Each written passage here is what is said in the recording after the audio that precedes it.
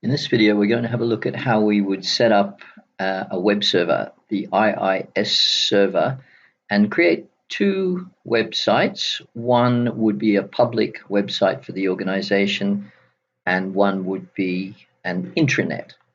And we can control the authentication to the intranet.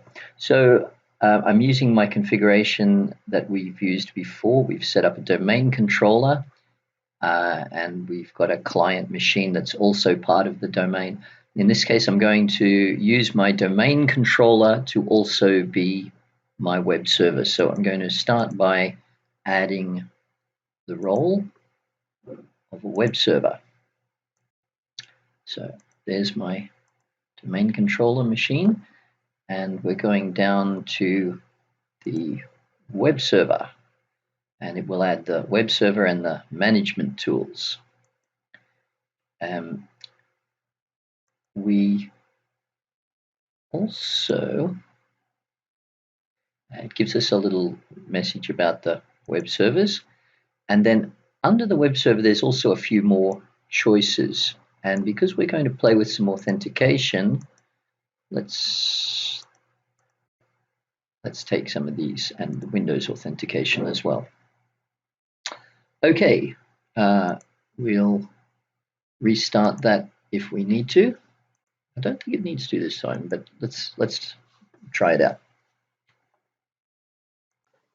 So actually that did require a restart, and now if we look down, we'll see that we're running the role of Iis, and if we look under Tools, we'll find the Iis Manager.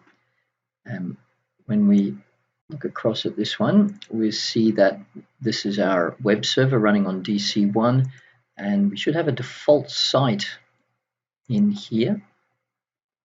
And if we go to this default site and actually browse it, that should start it up in Internet Explorer, and we'll see this default page. Now, let's just have a look at where that's coming from. In our Windows File Explorer,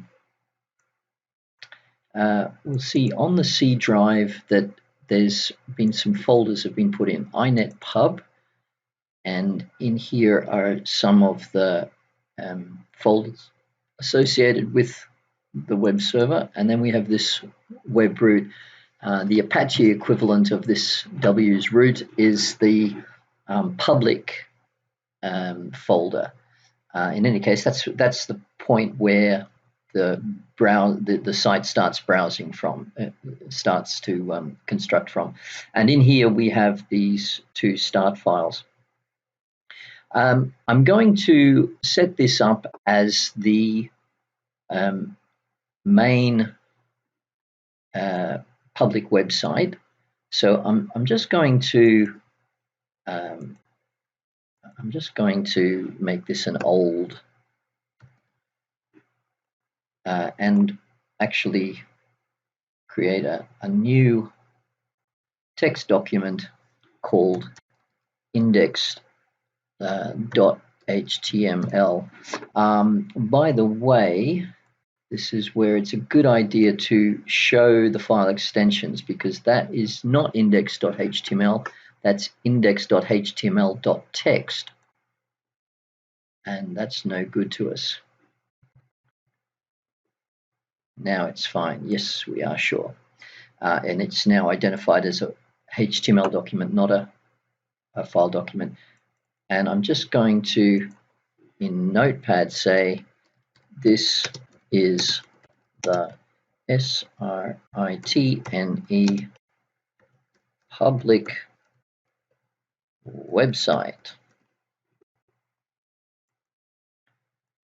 And if we save that and go back to our browser, hopefully that's what we'll see.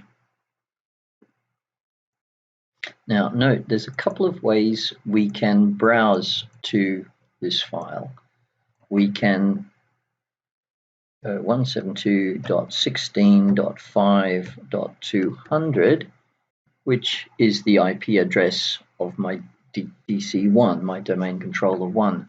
What we do want is to make this into a domain name. And for that, we need to go back, first of all, to our website. At the moment, it's called default.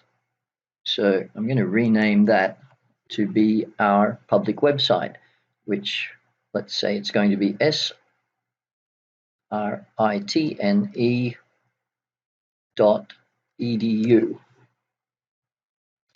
So that's now the name of our website, and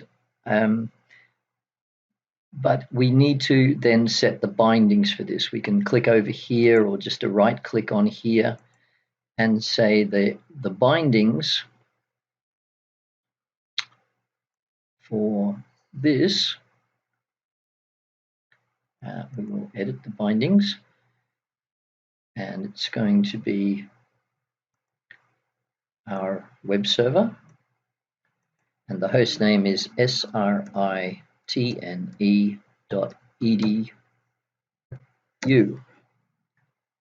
And that hopefully will set the bindings. But there's one more thing we need to do. If we just try to do that at the moment,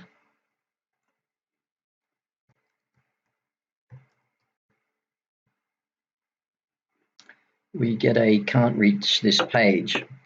Now, that's because our domain controller is acting as the DNS, as a DNS server, and we need to go over to our DNS. At the moment, we've got the sritne.local, which is the name of our domain. But for the purposes of the public website, we don't want it to be called a .local. We want it to be .edu.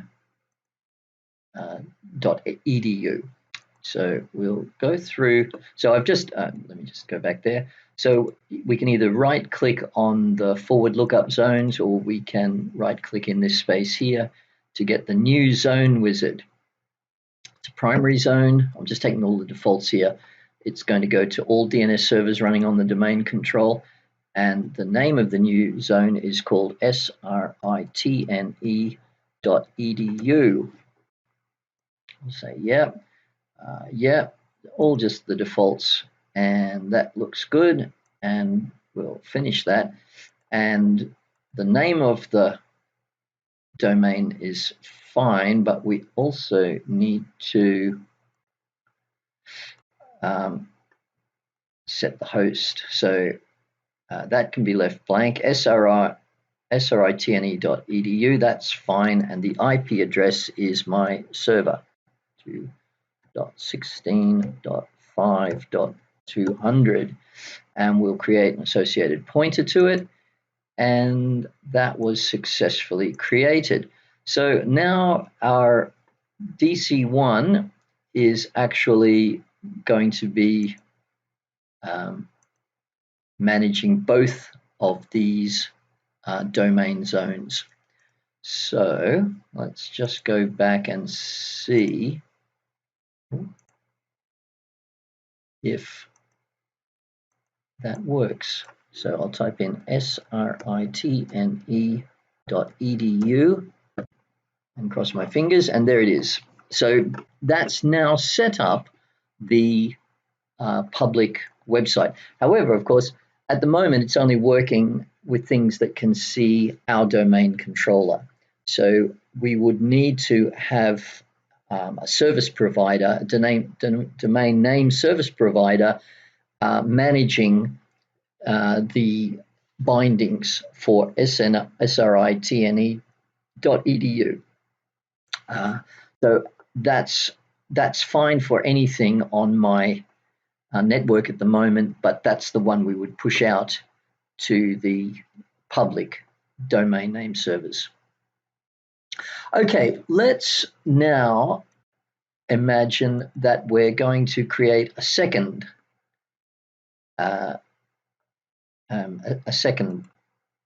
folder here, and I'm going to call this one SRITNE underscore HR dot edu. And this one here is going to be an intranet specifically for the HR department. Now, I can put it anywhere. I can put it under the web root folder with the other site if I wanted to organize my sites that way. I could have a folder somewhere else on my C drive saying sites and make as many sites, intranet sites as I wanted to, or more public sites. Or I could have it on another machine, and I could, another machine within the domain would also be fine for hosting these files. In any case, I'm going to go in here and create an index file so we can check we're getting to it. So text document index.html. Get rid of the txt. Yep. And just say this is the SRITNE HR department intranet. All right, and we'll save that. And we'll create our second website. So we'll go to sites and add a website. And this one will be SRITNE underscore HR. And we will use the application pool of the default application pool. That comes with a bunch of authentication scripts that we can choose to use, and that's what we'll use for this one. The physical path is where we just made the folder, which was in inetpub, and it's this folder here. Note the uppercase doesn't matter for folder names, but for domain names, best to keep everything in lowercase. The IP address will be exactly the same. It's our server again, and the server name is SRITNE underscore HR dot edu. Okay, so we now have, where's my .edu there?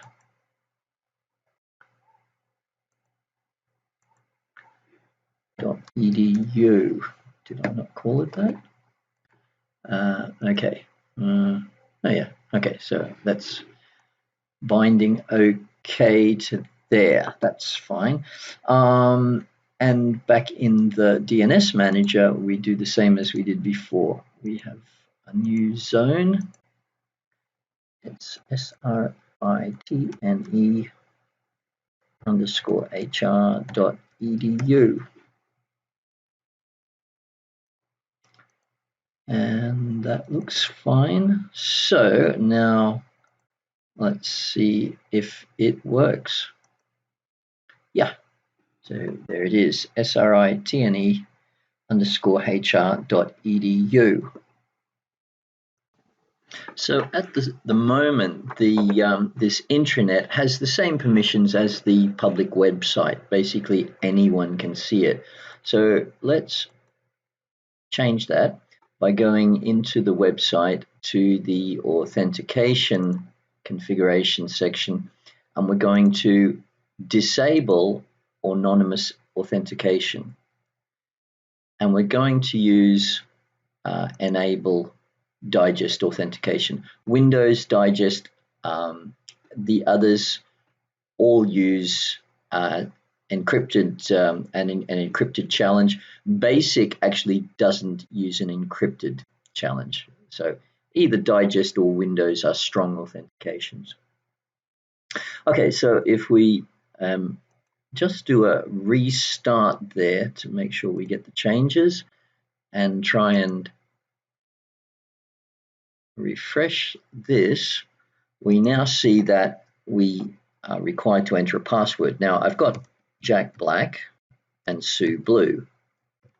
Jack Black is in finance and Sue Blue is in HR. And at the moment, Jack Black can get into this website just fine. So let's go and just change that.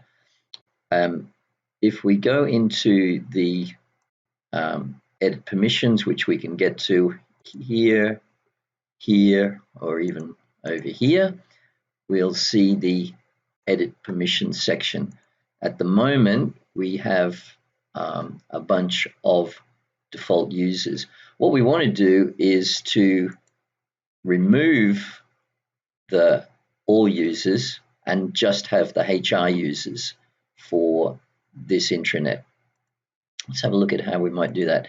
So if we go into users and remove, we actually get a message. You probably will get a message saying there's inheritance going on here and you can't remove these users.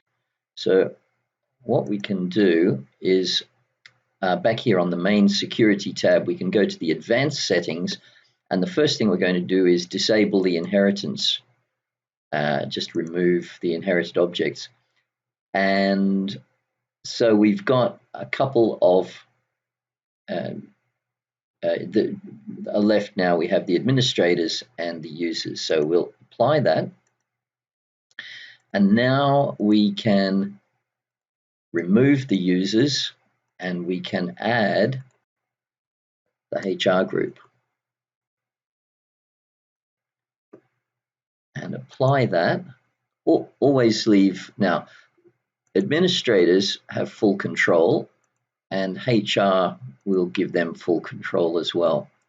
Now, what you don't want to do is have users and deny them everything, because HR are also part of the user group. So Sue Blue as a user is being told no access, as a member of HR told access. Now, if you have multiple groups and it's no, yes, yes, no, the no will cancel out the other yeses. So it's always the least privilege, depending on what group you're in. So we need to remove the users from this group completely. Now, if we do a quick restart to have that all implemented, and I want to, all right, so I'm gonna, hang on, let's start with a fresh web page here so that we don't have cached information confusing us. Goodness me. We might need to sort out our caches here. Okay, so now what I want to see is that Jack Black should not be able to get in anymore. And he can't. He has a couple of attempts and then he gets told that he's unauthorized. Sue Blue, on the other hand, I hope, should be able to get in. Let's see if she can. Yeah, so now we've set up an intranet for the HR department, and only those in the HR group can get into it. And that's what you'll be asked to do in your practical test.